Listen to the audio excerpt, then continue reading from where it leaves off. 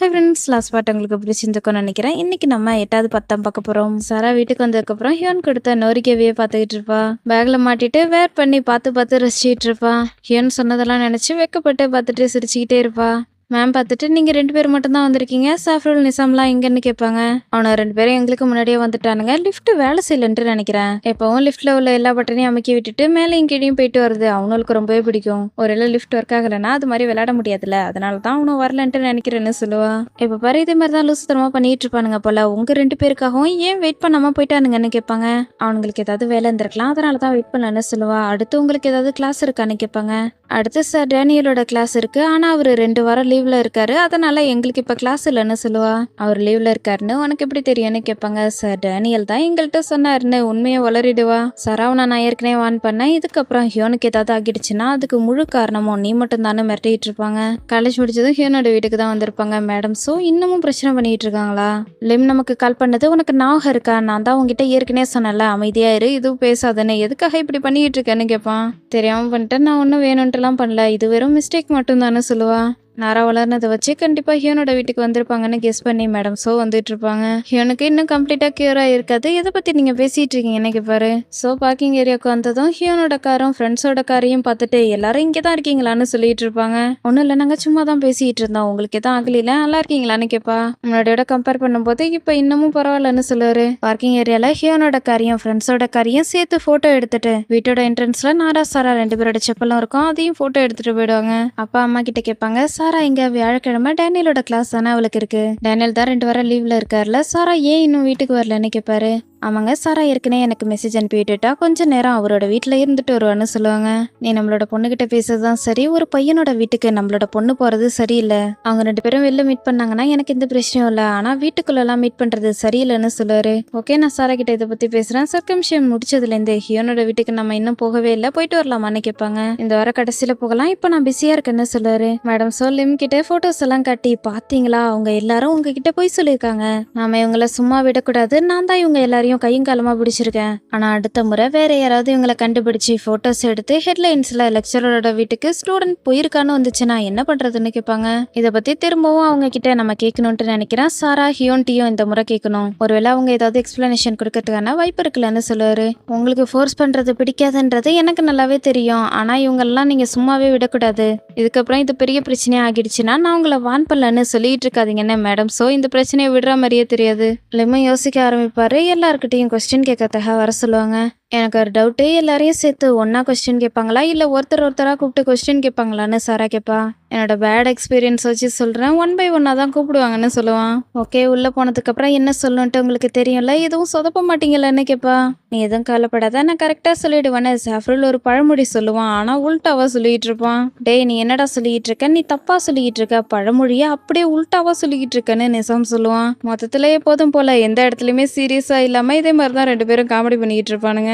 நாரா, இன்னைக்கு நாள் உனக்கு எப்படி போய்கிட்டு இருக்குன்னு கேட்பாரு. ரொம்ப நல்லா போய்கிட்டு இருக்குன்னு சொல்லுவா. இதோட நம்ம 2வது முறை தானே மீட் பண்றோம்னு கேட்பாரு. 1 2 3. ஆமா சார், நம்ம 2வது முறை மீட் பண்றோம்னு சொல்லுவா. உன்னோட ஃப்ரெண்ட்ஸ் மிஸ்டர் ஹியோனை எதுக்காக நாங்க கூப்பிட்டுருக்கோன்றது உனக்கு தெரியும் தானேன்னு கேட்பாரு. சார், நீங்க எதை பத்தி கேட்குறீங்க, எனக்கு ஒன்றும் புரியலையேன்னு சாஃப்ருல் கேட்பான். ஓகே சார், நான் உங்ககிட்ட ஏற்கனவே சொன்ன மாதிரி சாராவும் நானும் க்ளோஸ் ஃப்ரெண்ட்ஸ், எங்க 2 பேருக்கும் நடுவில் எந்த ஒரு சீக்ரெட்டும் கிடையாது, சாராக்கும் ஹியோனுக்கு நடுவில் எதுவும் இல்லைன்னு சொல்லுவா. மற்ற ஸ்டூடெண்ட் லெக்சரர் மாதிரி தான், மற்றபடி இவங்க 2 பேருக்கும் நடுவில் எதுவும் இல்லைன்னு நிசாம் சொல்லுவான். சார், ஹியோன் லீவ்ல இருக்காருன்னு சாஃப்ருல் என்கிட்ட சொன்னான் சார், ஹியோன் சாஃப்ருல் கிட்ட சொன்னாரு, அதுக்கப்புறம் நான் மேடம் சோ கிட்ட சொன்னேன், ஹியோன் சாஃப்ருல் கிட்ட சொன்னாரு, சாஃப்ருல் என்கிட்ட சொன்னா, நான் மேடம் சோ கிட்ட சொன்னேன், லாஜிக்கா இருக்குல்லன்னு சொல்லுவா. சார், ஹியோன் லீவ்ல இருக்கும்போது நானும் நிசாமும் அவரை நல்லபடியா பார்த்துக்கிட்டோம், நாங்க 2 பேரும் மட்டும்தான் இருந்தோம்னு சொல்லுவான். சரிம்மா, நீ சொல்றது உண்மையாவே இருக்கட்டும், இந்த ஷூஸ் யாரோடதுன்னு போட்டோவை காட்டுவாரு. 3 பேரோட ரியாக்ஷனையும் பாருங்களேன், பெருசா ரியாக்ட் பண்ணவே மாட்டாங்க, அதுக்கு காரணம் அதுல போட்டோவே தெரியாது, அதுக்கு பதிலாக கிரீன் ஸ்கிரீன் தான் இருக்கும். இங்க வரத்துக்கு முன்னாடியே அவரோட போனை ஹேக் பண்ணி எப்படியோ போட்டோவை மாத்தி தருவாங்க. ஸோ இதுக்கப்புறம் அவரால் இவங்க 3 பேர்கிட்டயும் எந்த ஒரு கொஸ்டினும் கேட்க முடியாது. அடுத்து சாராவை தான் கூப்பிடுவாங்க. பயந்துகிட்டே இருப்பா. ஒன்னாகாது, தைரியமா போன்னு ஃப்ரெண்ட்ஸ் அனுப்பிவிடுவாங்க. சாரா, நட்டாஷா, இங்க படிச்ச வரைக்கும் உன்னோட ஸ்கோர் ரொம்ப நல்லா இருக்கு, எதுக்காக நாங்க உன்னை இங்க கூப்பிட்டோன்றது உனக்கு தெரியுமான்னு கேட்பாரு. தெரியும்னு சொல்லுவா. அப்ப நான் உங்ககிட்ட வளவலன்னு இழுக்காம டைரக்டா கொஸ்டினை கேட்கிறேன், நீ என்கிட்ட நேர்மையா பதில் சொல்லணும்னு சொல்லுவாரு. சாரா சரின்னு சொல்லுவா. உனக்கும் சார் ஹியோனுக்கு நடுவுல என்ன ரிலேஷன்ஷிப் இருக்குன்னு கேட்பாரு. நீங்க கேட்கறதுக்கு என்ன அர்த்தம் எனக்கு புரியலன்னு சொல்லுவா. இங்க வரதுக்கு முன்னாடி நீங்க எல்லாரும் ஒன்னா பேசி வச்சுட்டு தானே வந்தீங்கன்னு கேட்பாரு. இல்ல சார், நான் ஹானஸ்டா தான் பதில் சொல்றேன்னு சொல்லுவா. ஆனா உன்னோட மத்த 2 ஃப்ரெண்ட்ஸும் வேற மாதிரி தானே சொன்னாங்கன்னு சாராவை குழப்பி விட ட்ரை பண்ணுவாங்க. ஃப்ரெண்ட்ஸ் 2 பேரும் உண்மையை ஒத்துக்கிட்ட மாதிரி. இதனால சாராவோட ரியாக்ஷனும் மாறும். என்ன சார் சொல்லிட்டு இருக்கீங்கன்னு கேட்பா. நெக்ஸ்ட் ஹியோன் கிட்ட கொஸ்டின் கேட்பாரு. லீவ் முடிச்சு வந்ததுமே இப்படி உங்களை கொஸ்டின் கேட்கறதுக்காக கூப்பிட்டதுக்கு என்ன மன்னிச்சிருங்கன்னு சொல்லுவாரு. பரவாயில்ல மிஸ்டர் லிம், இதனால எந்த பிரச்சனையும் இல்லைன்னு சொல்லுவாரு. உங்களாலையும் உங்களோட ஸ்டூடெண்டாலையும் 2 வாரமா சுத்தமா எனக்கு நிம்மதியே இல்ல. உங்களுக்கும் சாராவுக்கு நடுவில் என்ன ரிலேஷன்ஷிப் இருக்குன்னு நான் தெரிஞ்சுக்கலாமான்னு கேட்பாரு.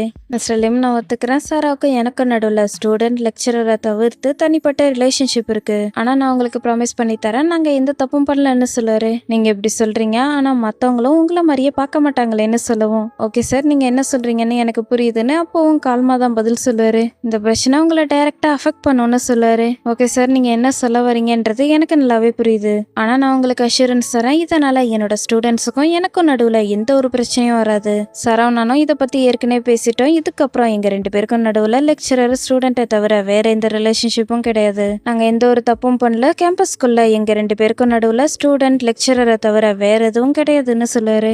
சோ ப்ராப்ளத்தை எப்படியே சால்வ் பண்ணுவாங்க. இன்னைக்கு என்கிட்ட வெளில சாப்பிட்றேன்றத உன்னோட பேரண்ட்ஸ் கிட்ட சொல்லிட்டு என்ன கேட்பாரு. நான் ஏற்கனவே என்னோட பேரண்ட்ஸ் கிட்ட சொல்லிட்டேன், அவங்களுக்கு இதனால எந்த ஒரு பிரச்சனையும் இல்லை. உங்களோட வீட்டில் சாப்பிட்டாதான் உங்களுக்கு ப்ராப்ளம், மற்றபடி வெளில சாப்பிட்டா அவங்களுக்கு எந்த பிரச்சனையும் இல்லைன்னு சொல்லுவா. மனுஷரு, இது என்னோட மிஸ்டேக் தான், எனக்கு மலேசியன் கல்ச்சரை பத்தி அந்த அளவுக்கு தெரியாதுன்னு சொல்லுவாரு. பரவாயில்ல, இதனால எந்த ஒரு பிரச்சனையும் இல்லை, இதுல என்னோட மிஸ்டேக்கும் இருக்குன்னு சொல்லுவா. இதுக்கு முன்னாடி நான் பாதி நாள் மட்டும்தான் விரதம் எடுத்தேன், இதுக்கப்புறம் முழு நாள் நான் விரதம் எடுக்கலான்ட்டு இருக்குன்னு சொல்லுவாரு. உண்மையாவ சொல்றீங்க, எனக்கு ரொம்ப சந்தோஷமா இருக்கு. ஆனா முழு நாள் விரதம் எடுக்கும்போது உங்களால கண்ட்ரோல் பண்ண முடியலன்னா விரதத்தை முடிச்சுக்கோங்க, கொஞ்சம் கொஞ்சமா விரதம் எடுக்க ப்ராக்டிஸ் பண்ணிக்கலாம்னு சொல்லுவா. ஓகேன்னு சொல்லுவாரு. 2 பேரும் சேர்ந்து ப்ரே பண்ணிட்டு சாப்பிட ஆரம்பிப்பாங்க. விரதத்துக்கு முன்னால கற்கல்லே சாப்பிடணும் இல்லையா, அதுக்காக அலாரம் வச்சிருப்பாரு. ஆனா மிட் நைட்ல வச்சிருப்பாரு. ஏன்னா நம்ம அதுக்குள்ளேயே எழுந்துட்டோம், இது வெறும் கனவாதான் இருக்கும், கண்டிப்பா கனவாதான் இருக்கும்னு சொல்லி திரும்பவும் தூங்கலான்ட்டு வைப்பாரு. திரும்பவும் எழுந்து ஒருவேளை சரியான நேரத்துக்கு நான் எந்திரிக்கலனா என்ன பண்றதுன்னு சொல்லிட்டு திரும்பவும் தூங்கலான்ட்டு போவாரு. மறுபடியும் எழுந்து நம்ம மத்தவங்கள ஜெயிக்கணும்ட்டு நினைச்சோம்னா முதல்ல நம்மள ஜெயிச்சாகணும், உன்னால முடியும்னு சொல்லிட்டு இருப்பாரு. நம்ம இதுக்கப்புறம் தூங்கவே வேணாம், அப்பதான் நம்மளால கற்கல்ல சாப்பிட முடியும்னு முடிவு பண்ணிடுவாரு. மேடம், சோ கிளாஸ் முடிச்சதும் எல்லாருக்கும் ஒரு டாஸ்க் கொடுத்து கொஞ்ச நேரத்துல முடியும்னு சொல்லுவாங்க. மேம், எங்களுக்கு கொஞ்சம் எக்ஸ்ட்ரா டைம் கொடுக்குறீங்களா, அப்பதான் எங்களால முடிக்க முடியும்னு ஒரு பொண்ணு சொல்லுவா. ஓகே, சீக்கிரமா முடிங்கன்னு சொல்லுவாங்க. சார், ஹியோன் திரும்பவும் விரதம் எடுத்துக்கிட்டு இருக்காரு, உங்க எல்லாருக்கும் தெரியுமான்னு ஒரு பொண்ணு கேப்பா. எப்போதும் ஒரு பொண்ணு காசி பேசிட்டு இருப்பா இல்லையா, அவ சாரா கிட்ட பேசுவா. சார், டேனியல் விரதம் எடுத்துக்கிட்டு இருக்காருன்னு உனக்கு தெரியும் தானேன்னு கேப்பா. எனக்கு எப்படி தெரியும்னு சாரா ரிப்ளை பண்ணுவா. உண்மையாவா சொல்ற, எல்லாம் லாஜிக்கா தான் இருக்கு, பார்த்தாலே தெரியுது. இப்பெல்லாம் நீ அவர்கிட்ட ரொம்ப க்ளோஸாலாம் இல்லையேன்னு சொல்லுவா. நான் எதுக்கு அவர்கிட்ட க்ளோஸா இருக்கணும், நான் ஒன்னும் அவரோட பொண்ணு கிடையாதுன்னு சொல்லுவா. ஆனா நீ லெக்சரரோட பெட்டாச்சேன்னு சொல்லுவா. சாராக்கு கோவம் அதிகமாகிட்டு இருக்கும், ஆனாலும் பொறுமையா பதில் சொல்லிட்டு இருப்பா. லெக்சரரா நான் அவரை மதிக்கிறேன், மத்தபடி வேற எதுவும் இல்லைன்னு சொல்லுவா. இதுக்கு முன்னாடி நீங்க 2 பேரும் டேட் பண்ணீங்கன்னு நான் கேள்விப்பட்டேன்னு விடாம கொஸ்டின் கேட்டுக்கிட்டே இருப்பா. லெக்சரரை டேட் பண்ற அளவுக்குலாம் எனக்கு டைம் இல்ல, ஒருவேளை நான் அவரை டேட் பண்ணா கூட பிரேக்கப் பண்ணிக்கலான்னு அவர்கிட்ட சொல்லியிருப்பேன். நீங்க அவர் பின்னாடி வரைஞ்சிக்கிட்டு சுத்துறத பக்கத்துக்கு கூட எனக்கு பிடிக்கல, நான் எப்படி அவரை டேட் பண்ணுவேன்னு சொல்லுவா. நாரா சாராவுக்காக பேச வருவா. நீ எதுக்காக மத்தவங்களோட விஷயத்தெல்லாம் குறுக்க வந்துகிட்டு இருக்க, நான் மத்தவங்கள பத்தி ஏதாவது பேசுனேன்னா நீ அப்படியே கோவப்படுவ, இப்ப நீ மட்டும் அதே மாதிரி பண்ணா ஓகேவா? உன்னோட முகம் மட்டும் பாக்கிறதுக்கு ஏஞ்சல் மாதிரி இருக்கு, ஆனா நீ காசிப் பேசிக்கிட்டு இருக்க, இதே மாதிரி நீ பண்றதெல்லாம் எனக்கு பிடிக்கவே இல்லைன்னு சொல்லுவா. எனக்கு என்னமோ இது ஸ்ட்ரேஞ்சா இருக்கு சார், ஹியோனை விட்டு நீ டிஸ்டன்ஸ் ஸ்கிப்பா பண்ற, உன்னோட பெஸ்ட் ஃப்ரெண்டு தூரமா உட்காந்துருக்கான், எப்பவும் நீங்க திருட்டு பசங்க மாதிரி ஒன்னா தானே உட்காந்துருப்பீங்கன்னு கேப்பா. இப்பதான் பிளாஷ்பேக் காட்டுவாங்க. மிஸ்டர் லிம் கிட்ட நீ என்ன சொன்னேன்னு சாரா கேப்பா. பெருசா எதுவும் சொல்லியா, அவர்கிட்ட என்ன சொல்லணுமோ அதை மட்டும் தான் சொன்னேன், நமக்கு எதுவும் பனிஷ்மெண்ட்லாம் கொடுக்க மாட்டாங்க, நீ ரிலாக்ஸ்டா இருன்னு சொல்லுவான். ரிலாக்ஸ்டா இருக்கணுமா, இப்ப நீ என்ன சொல்ல வர, இதுக்கு முன்னாடி என்கிட்ட நான் உண்மையை சொல்லக்கூடாதுன்னு சொன்னேன், ஆனா கடைசியில நீ என்ன ஏமாத்திர பத்தியான்னு சொல்லுவா. அது வேற இது வேறன்னு நிசாம் நார்மலா பேசிட்டு இருப்பான். ஏன்னா நீ டிஃப்ரெண்ட்னு சொல்லிட்டு இருக்க, ரெண்டுமே ஒண்ணு தானே சொல்லுவா. எதுக்காக நீ இப்படி கோவப்பட்டு இருக்கன்னு கேப்பா. நான் கோவப்படாம இப்படி இருக்க முடியும், இது எல்லாத்துக்கும் நீ தான் காரணம், நீ என்ன ஏமாத்திட்டேன்னு சொல்லுவா. லிம் சொன்ன பொய்யால ஃப்ரெண்ட்ஸ் 2 பேருக்கு நடுவில் பிரச்சனை ஏற்பட்டிருக்கும். நாரா இவங்க 2 பேரும் பேசாம இருக்கத பார்த்துக்கிட்டு இருப்பா. அதே சமயத்துல போனை பார்த்துக்கிட்டு நிசாமையும் பார்த்துக்கிட்டு இருப்பா. ஒருவேளை நிசாமுக்கு மெசேஜ் அனுப்பிட்டு இருக்க பொண்ணு நாராவா கூட இருக்கலாம். ஹியோன் வெண்டிங் மிஷினுக்கு முன்னாடி நின்று புலம்பிட்டு இருப்பாரு. ஏர் கண்டிஷனர் வீணா போயிடுச்சு, ரொம்ப ஹாட்டா இருக்குன்னு சொல்லி தண்ணி எடுக்கலான்னு பார்ப்பாரு. நிசாம் தூரத்துல இருந்து இவர் தண்ணி எடுக்கிறத பார்த்துக்கிட்டு இருப்பான். மொத்தத்தையும் வீடியோ எடுக்க ஆரம்பிப்பான். விரதத்துக்கு நடுவில் தண்ணி குடிக்க கூடாது இல்லையா, ஒருவேளை இவர் அவர் இப்ப தண்ணி குடிச்சாருன்னா விரதத்தை பிரேக் பண்றாருன்னு தானே அர்த்தம். அதனாலதான் வீடியோ எடுத்துக்கிட்டு இருப்பான். ஃபைனலி வெண்டிங் மிஷின்ல இருந்து தண்ணியை எடுத்துருவாரு. நிசாம் இதை பார்த்துட்டு அங்கிருந்து கிளம்பிடுவான். ஹியோன் தண்ணியை குடிச்சு முழுங்கலான்ட்டு போவாரு. அதுக்குள்ளேயே துப்ப ஆரம்பிச்சிருவாரு. ஹியோன், இப்ப நீ என்னடா பண்ணிக்கிட்டு இருக்க? நீ விரதம் எடுத்துக்கிட்டு இருக்கன்றத மறந்துட்டியா? எதுக்காக இப்பெல்லாம் பண்ணிக்கிட்டு இருக்கேன்னு கேட்பாரு. இல்ல, இப்ப ரொம்ப ஹாட்டா இருக்கு, அதனாலதான் தண்ணி குடிச்சேன்னு ரிப்ளை பண்ணுவாரு. எதுக்காக நீ இப்பெல்லாம் பேசிக்கிட்டு இருக்க? நீ இதே மாதிரிலாம் பண்ணக்கூடாதுன்னு மறுபடியும் கொஸ்டின் கேட்பாரு. இப்ப வெதர் ரொம்பவே ஹாட்டா இருக்கு, லைட்டா தண்ணி குடிச்சா எந்த ஒரு பிரச்சனையும் இல்லைன்னு பதில் சொல்லுவாரு. எதுக்காக நீ இப்பெல்லாம் பேசிக்கிட்டு இருக்க? நம்ம இப்ப விரதம் எடுத்துக்கிட்டு இருக்கோன்றத மறந்துட்டியான்னு கேட்பாரு. நான் என்ன அவ்வளவு பெரிய தப்பா பண்ணிட்டேன்? கொஞ்சம் தண்ணி குடிக்கிறதுல எதுவும் ஆகிடாதுன்னு பதில் சொல்லிட்டு இவ்வளவு நேரம் பர்சனாலிட்டி டிசார்டர் அந்த மாதிரி பேசிட்டு இருப்பாரு. இப்ப நார்மல் மூடுக்கு வந்து, அச்சோ நான் என்ன பண்ணிட்டு இருக்கேன்னு எனக்கு சுத்தமா தெரியல, எதுக்காக நான் இப்படி பண்ணிட்டு இருக்கேன்னு சொல்லி காருக்குள்ள வந்து நான் விரதம் எடுக்க போறேன்னு சொன்னதும் சாரா ரொம்ப சந்தோஷப்பட்டா. இப்ப நான் விரதத்தை பிரேக் பண்ணிட்டேன்னு தெரிஞ்சா கண்டிப்பா அவ வருத்தப்படுவா. இது எல்லாத்துக்குமே ஏர் கண்டிஷனர் வீணா போனதுதான் காரணம். எதுக்காக இந்த வெதர்ல வீணா போச்சு? எவ்வளவு ஹாட்டா இருக்கு தெரியுமா? அச்சோ இதுக்கப்புறம் நான் என்ன பண்ண போறேன்னு தெரியலையேன்னு புலம்பிட்டு இருப்பாரு. மேடம் சோ கிளாஸ் முடிச்சுட்டு அவங்களோட ஆஃபீஸ்க்கு வருவாங்க. ஹியோனை பத்தி தான் இமேஜின் பண்ணி பார்த்துட்டு இருப்பாங்க. ஹியோன் எனக்கு வலிக்குதுன்னு சொல்லுவாங்க. என்னாச்சுன்னு கேட்பாரு. காலைல பிரேக்ஃபாஸ்ட் சாப்பிட்றதுக்கு டைம் இல்லை, அதனால தான் சாப்பிடாம வந்துட்டேன், அதான் எனக்கு வயிறு வலிக்குதுன்னு சொல்லுவாங்க. எதுக்காக நீ சாப்பிடாம வந்த? நீ இதே மாதிரிலாம் பண்ணினா உன்னை நினைச்சு எனக்கு ரொம்ப கவலையா இருக்குன்னு சொல்லி ஹியோன் ஃபீல் பண்ற மாதிரி முதல் இமேஜினேஷன் வரும். அடுத்த இமேஜினேஷனை பாருங்களேன். அச்சோ எனக்கு வலிக்குதுன்னு சொல்லி கத்திட்டு இருப்பாங்க. ஸோ உங்களுக்கு என்னாச்சு? ஏதாவது கரப்பாம்பூச்சி வந்துச்சான்னு கேட்பாரு. கரப்பாம்பூச்சிலாம் இல்லை, திடீர்னு என்னோட கண்ணை வலிக்க ஆரம்பிச்சிச்சு, தூசி ஏதாவது விழுந்திருக்குன்னு நினைக்கிறேன், எனக்கு நீங்க ஊதி விடுறீங்களா? நான் இப்ப கார் ஓட்டிட்டு போகணும்னு சொல்லுவாங்க. ஹியோன் ஊதி விட்டதும் இப்போ ரொம்ப பெட்டரா இருக்குன்னு சொல்லுவாங்க. ஸோ உங்களுக்கு தெரியுமா, என்னோட இன்னொரு பாதியை நான் கண்டுபிடிச்சிட்டேன்னு நினைக்கிறேன்னு சொல்லி ஹியோன் ஹக் பண்ணுவாரு. இமேஜினேஷன் உண்மையா நடந்த மாதிரி ஹாப்பியா சிரிச்சுக்கிட்டு இருப்பாங்க. வெள்ளை கதவு தட்டுற சத்தம் கேட்கவும் நார்மல் ஆகிட்டு உள்ள வாங்கன்னு சொல்லுவாங்க. மேம் அசைன்மெண்ட் எடுத்து வந்திருக்கேன்னு சொல்லுவான். வச்சுட்டு போன்னு சொல்லிட்டு திரும்பவும் இமேஜினேஷனை நினைச்சு சிரிச்சுக்கிட்டு இருப்பாங்க. இப்ப சாராவும் ஹியோனும் பிரிஞ்சுட்டாங்க. கண்டிப்பா நானும் ஹியோனும் சேர்றதுக்கான வாய்ப்பு இருக்குன்ற மாதிரி தான் இமேஜின் பண்ணிட்டு இருப்பாங்க. ஹியோன் சாராவோட வீட்டுக்கு வெளில வெயிட் பண்ணிட்டு இருப்பாரு. சாராவை வெளில கூட்டு போறேன், உங்க 2 பேருக்கும் ஓகேவான்னு கேட்பாரு. 2 பேரும் எங்க போயிட்டு லஞ்ச் சாப்பிடலான்ட்டு இருக்கீங்கன்னு அப்பா கேட்பாங்க. நாங்க ரெஸ்டாரண்ட்ல சாப்பிடலான்ட்டு இருக்கோம், என்னோட ஃப்ரெண்டுக்கு இன்னைக்கு பர்த்டே, அவங்க கூட சேர்ந்துதான் சாப்பிட போறோம்னு சொல்லுவாரு. உன்னோட ஃப்ரெண்ட்ஸ் கிட்ட சாராவையும் கூட்டுறாருன்னு சொல்லிட்டு என்ன கேட்பாங்க. அவங்க தான் சாராவையும் கூட்டுறாரு சொன்னாங்க. அதோட சாராவை பத்தியும் என்ன பத்தியும் நான் இஸ்லாம் மதத்துக்கு மாறினதை பத்தியும் அவங்க கிட்ட சொல்லிட்டேன்னு சொல்லுவாரு. சாரா இப்பதான் வருவா, மன்னிச்சிருங்க நான் லேட்டா வந்துட்டேன், அப்பா அம்மா நாங்க 2 பேரும் இப்ப கிளம்ப போறோம்னு சொல்லுவா. ஓகேப்பா, சாராவை நல்லபடியா பாத்துக்கோ, நீங்க 2 பேரும் நல்லா ஃபன் பண்ணுங்கன்னு சொல்லி அப்பா அனுப்பிடுவாங்க. நெக்ஸ்ட் சீன்ல எல்லாரும் ரெஸ்டாரண்ட்ல இருப்பாங்க. ஹியோன் சாப்பிடுன்னு ஃப்ரெண்டு சொல்லுவான். ஹியோன் ஃப்ரெண்ட்ஸ் கூட கொரியன்ல தான் பேசிட்டு இருப்பாரு. நான் இப்போதைக்கு சாப்பிட மாட்டேன்னு சொல்லுவாரு.